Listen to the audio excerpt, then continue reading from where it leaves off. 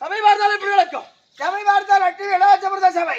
லட்சுமி கடாட்சமிருத சபை. ஆமா. சபையில் அமர்க்கக்கூடிய மாதா பிதா குரு அதோ தெய்வம். மாதா பிதா குரு தெய்வம். ஆமா.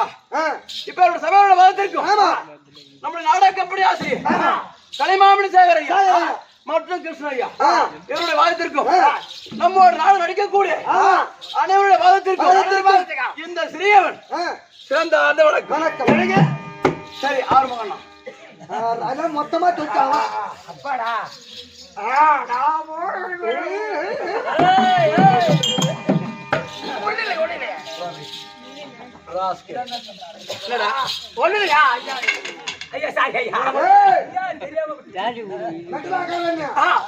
ஆறுமுகப்பா வணக்கம். சரிங்க.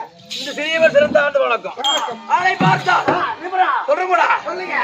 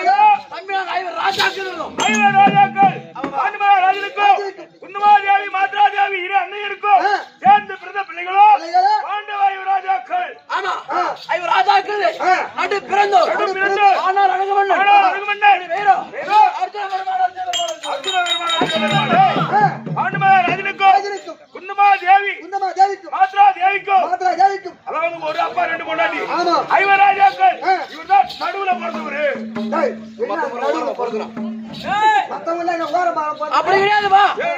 எனக்கு பிற்பாடு 2 பேருக்கு யார் நகுல சகாதேவன், எனக்கு முன்னாடி எங்கன்னா தர்மராஜ் மீமாட்சி, அப்புறம் இந்த 2 ஓ நீங்க தான் நடுவோம். அப்ப நடுவோம். ஆனா அழகுமன்னன் அர்ஜுன பெருமான் தம்பி எனக்கு எப்பதான் எத்தனை நாமதேயம் 11 நாமதேயம் 32 அழகு. அது எப்படி என்றா முன்னிலே பின்னாடி முன்னிலே வச்சனே பள்ளியிலே பரிசுமாலை கொப்பள அவர்கள் பாதத்து பள்ளியிலே பரிசுவீரை பாதத்து சந்தாமரை கருத்திலே ஆண்டிமோ முழங்காலிலே முத்துவாணி தம்பி நயன விழிப்பார்வை. நயன விழிப்பார்வை கரெக்டாடே அருமையான பாவி. அதாவது அந்த பார்வைதான் முன்னில பின்னாடி முதல்ல பச்சரேக பல்லில பரிசுவீரை பாதத்துல சந்தாமரை தோல்ல செலுத்தமாலை கொப்பள அவளவச்சா முழங்கால் முத்துவாணி கருத்திலே ஆண்டிமோ நயன விழிப்பார்வை. அது எப்படி ஆரம்பா? அந்த பார்வைனாலே உனக்கு என்ன ஒரு தங்கச்சி அந்த பார்வை காணும் தம்பி. 11 நாமதேயம் 32 அழகு தம்பி. எனக்கு மொத்தம் 60,008 அதாவது 60,000 போக மாதிரி 8 பட்டஸ்திகள் அப்படி 8 பொண்டாட்டி அப்படி இருந்த போதிலும் இதற்கு காரணம் என்ன? நான் பிறந்த ஒரு வைபோகம். ஆமாம்பா. ஆமா 8 பொண்டாட்டி. ஆமா அது எந்த அம்சம் சொல்ற போடா.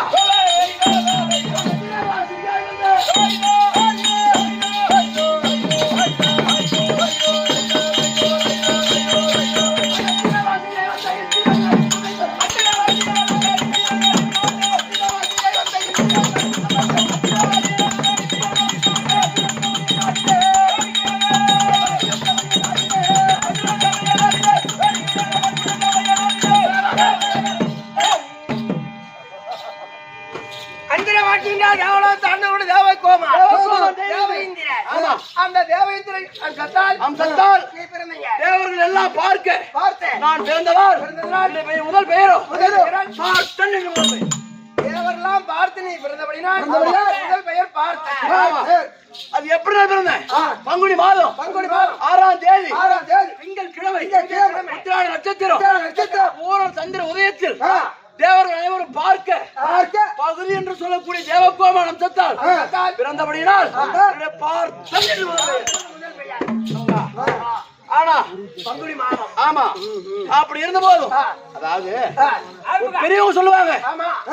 உத்திராட நட்சத்திரத்தில் பிறந்த பிள்ளையும் ஒரு பிள்ளையால் ஊருக்கு அருகாமையில் கால்காணி நிலமும் இருந்தால் இருந்தால் அந்த குடும்பம் மேல் வழி மேலுக்கு போங்க. ஆமா. ஏன்னா ஊர் ஓர அரகாணி இதெல்லாம் இருந்தா எரு தேவை, ஊரியா தேவை, உரம் தேவை. ஒண்ணு கூட தேவையில்ல. பூச்சி மருந்து கூட அடிக்க வேணாம். எதுவுமே தேவையில்லை. அதெல்லாம் தானா விளையும். ஆமா. ஒண்ணு கூட்ட அடிச்சாவே போதும். வா, ஒண்ணு கூட்ட அடிச்சாவே போதும். ஒண்ணு கொண்ட வேலையாதரா, எரு கொண்ட வேலையா. அப்படி பிறந்த ஒரு காரணம். ஆமா. அப்படி பிறந்து வளர்ந்து வந்த பாரு தம்பி. அப்படி வளர்ந்து வருகிற தருணத்தில் பங்காளி இருக்கா பாரு யாரு? திருநாட்டு மன்னனுக்கும் காந்தாரி அம்மனுக்கும் பிறந்த பிள்ளைகளும் தம்பி 100 பேர் இருந்தான். ஆமா. அந்த 100 பேர்களுக்கும் எங்களுக்கும் சிறு வயதிலிருந்தே இடப்புறம் ஏற்பட்ட ஒரு காரணம். எங்களை கொல்ல வேண்டி, அதாவது என்ன காரணம் கேக்குறேன், எங்களை கொல்ல வேண்டி. ஆனா விகடகுரோதம் ஏன் வச்சான்னு கேட்டா, பாண்டவர்கள் இவ்வளவு பலமா இருக்காங்களே, பலசாலியா இருக்கிறாங்க, எப்படியாவது கொல்லணும், திறமைசாலியா இருக்கிறாங்க. ஆமா, எப்படியாவது கொல்லணும் அப்படின்னு குளிக்கிற குளத்துல பூர்வசி நாட்டினம், நடக்கிற வழியில நச்சுமுள்ள நாட்டினம், படுக்கிற பாயில பாம்புகளை விட்டான். தம்பி சாப்பிடுற மாதிரி சாப்பாட்டுல விஷத்தை வழியில போய் முள்ள அடிச்சா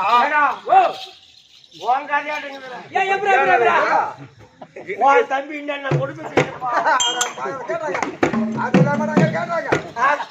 அதே போல செய்திக்கிறான். இதெல்லாம் செய்து பார்த்தாமா, இதெல்லாம் செய்து பார்த்து நாங்க இறக்கவில்லை. ஆமா. அப்படி என்று மறுபடியும் கொள்ள வேண்டி ஒரு அரக்கு மாளிகை ஏற்படுத்தினோம். அரக்கு மாளிகை சூழ்ச்சி இதில் சித்தமாக தெரிந்து கொண்டு அரக்கு மாளிகைக்கு அகலை தீ வைத்து விட்டு அனைவரையும் தோளிலும் மாறிலும் சுமந்து கொண்டு நேரம் எங்க போனார்? இடும்பு சுரங்கப்பாதை வழியா இடும்பாவரம் சென்றார். ஆமா. அப்படி இடும்பாவரம் போன உடனே இடும்பாவசூரனை வடித்து எங்க அண்ணன் வீமாட்சி எங்க அண்ணி கமல கண்ணி திருமணம் செய்தார். முத கல்யாணம் பண்ணணுதான். ஆமா. பீமனிதான். ஆமா. ஆனா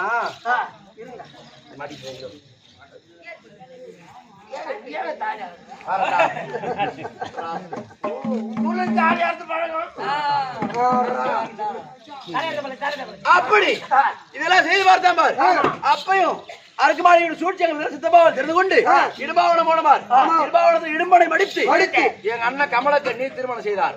அப்படி திருமணம் செய்து 300 மங்கலம் போய் 300 மங்கலம் சொன்னா தம்பி அங்க எண்ணி 300 வீடு தான். 300 வீடு பிராமணர் வீடு.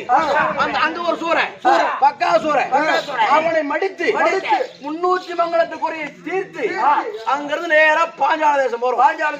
பாஞ்சாலிக்கு சுய வரும் அப்படின்னு போனமார்.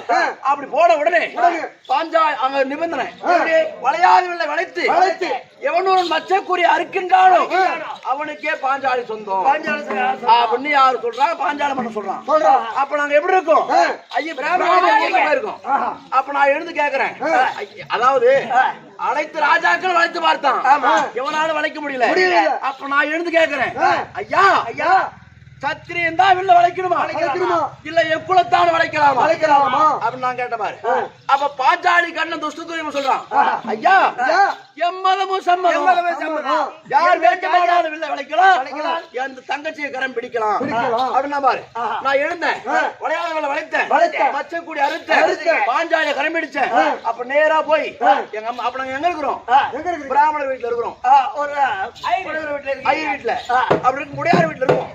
அப்படி இருக்கும் பொழுது நான் போய் சொல்றேன், எங்க அம்மா அடுப்பங்க இருக்காங்க, அம்மா நான் ஒரு கண்ணியை கொண்டு வந்திருக்கிறேன் அப்படின்னு சொன்ன பாரு. கண்ணி என்று சொன்ன வார்த்தை என் தாய்க்கு கனி அப்படின்னா பழம். ஆமா.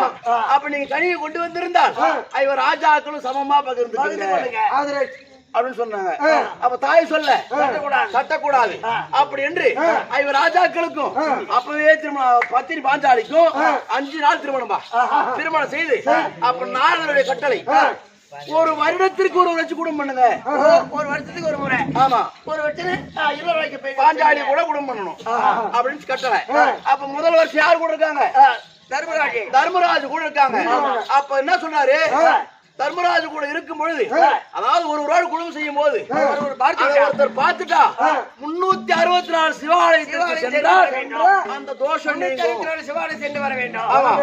அந்த தோஷம் தெரியும். அந்த தோஷம் நிவர்த்தி ஆகும் அப்படின்னு நாரதர் சொல்றாரு. அப்ப 2 பேரும் பஞ்சனை இருக்கும் பொழுது நான் ஆயுத கடைக்கு சென்று ஆயுதத்தை எடுத்து வரலாம் அப்படின்னு போன பாரு. அப்ப 20 ஒண்ணா இருக்குது நான் பாத்துட்டேன். அப்ப அந்த தோஷம் அந்த பாவம் தொலைக்க வேண்டுமானால் நேரா எங்க போகணும்? 364 சிவாலயம் போகணும் அப்படின்னு போன பாரு. அப்புறம் என்ன நடந்தது?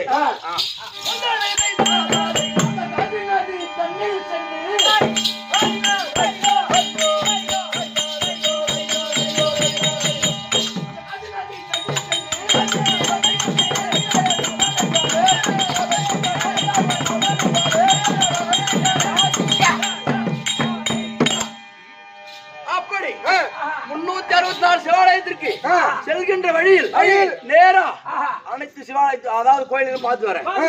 அப்படி பார்த்து வருகின்ற நேரத்தில் நாரியர் தீர்த்தம்னு ஒரு தீர்த்தம் இருக்கு. அங்க போய் அதுல குளிக்கலாம் அப்படின்னு நான் போன பாரு. அங்க போய் குளிச்சேன் பாரு. என்னுடைய அழகை கண்டு நான் குளிச்சேன் பாரு. தலை முழுவதும் தான் தெரியும். கண்ணு முழிச்சு பார்த்தா நேரம் நாகலோகத்துல இருக்கிறேன். ஆமாடா, நாகலோகத்துல இருக்கிறேன். என்னடான்னு கேட்டா என்னுடைய அழகை கண்டு அதாவது நாகக்கண்ணி என்ன தண்ணி உள்ளே இழுத்து போட்டுக்கிறா. தண்ணி உள்ளே ஆமா இழுத்து போயிட்டாங்க அந்த அம்மா. பரவாயில்ல, கரமால இழுத்துட்டு போயிருந்தா ஒரு சூத்து தெரிஞ்சு தண்ணி உள்ளே இழுத்துட்டு போங்க. தண்ணியில போக மிதங்கினே போயிட்டு சூத்து தேவை. கரமால இழுத்துட்டு ஒரு சூத்து போயிருக்கும்.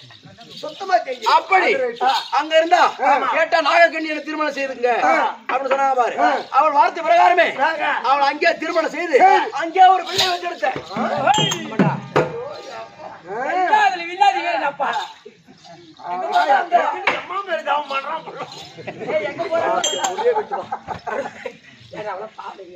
இல்லையா உடனே புள்ள கொடுத்துருக்கிற பாரு. அங்கே ஒரு பிள்ளை வச்சு அவர்கள் இருவரையும் அங்கே விட்டு மறுமுறை போன பாரு.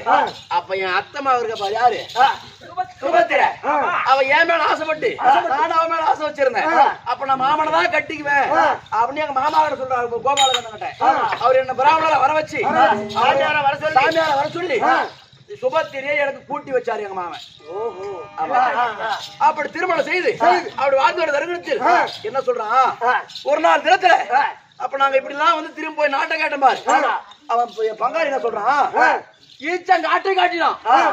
ஈச்சங்காட்டி காட்டி உடனே எங்க அப்பா தேவகோமன் தேவேந்திர சொல்றேன், அப்பா என் பங்காளி எனக்கு ஈச்சங்காட்டை கொடுத்துட்டான், இது எப்படியாவது மாளிகையா கட்டி கொடுங்க அப்படின்னு நான் கேட்டேன் பாரு.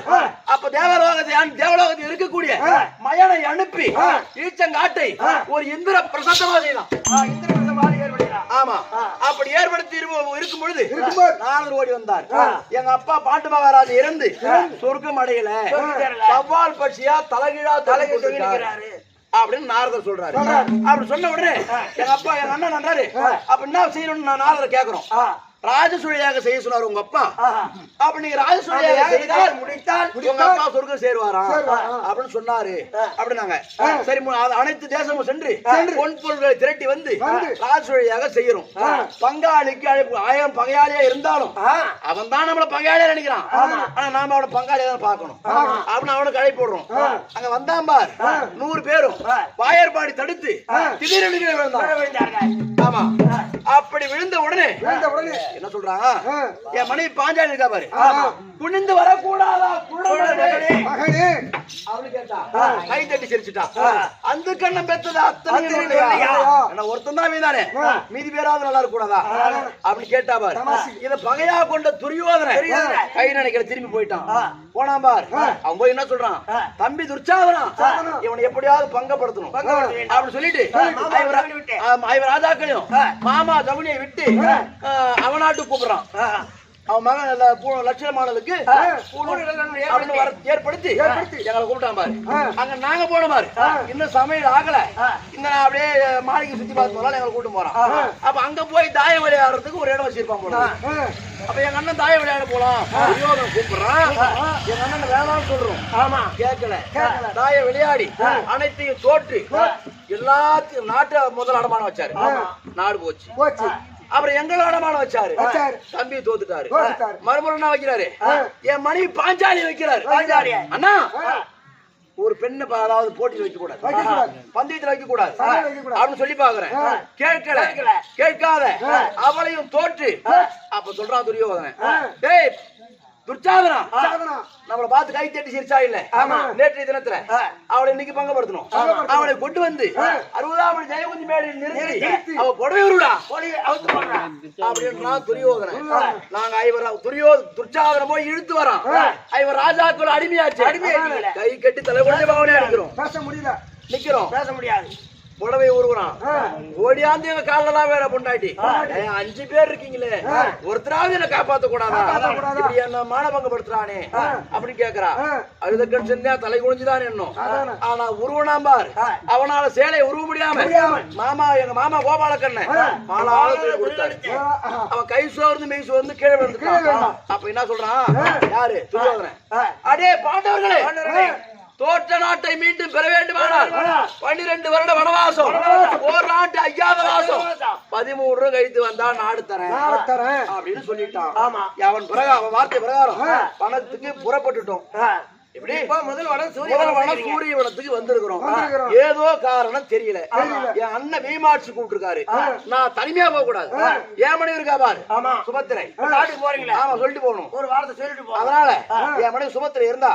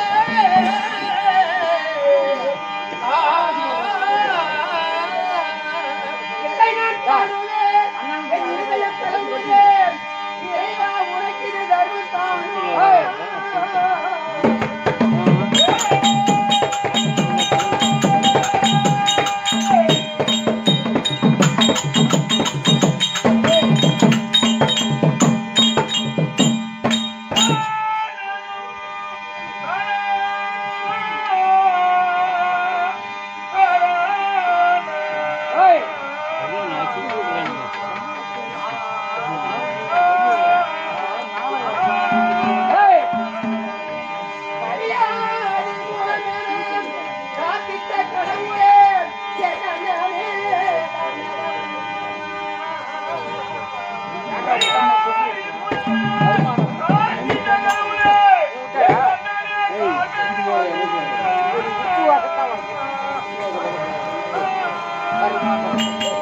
உப்பு போட்டு அப்படியே அதிகமா தட்டா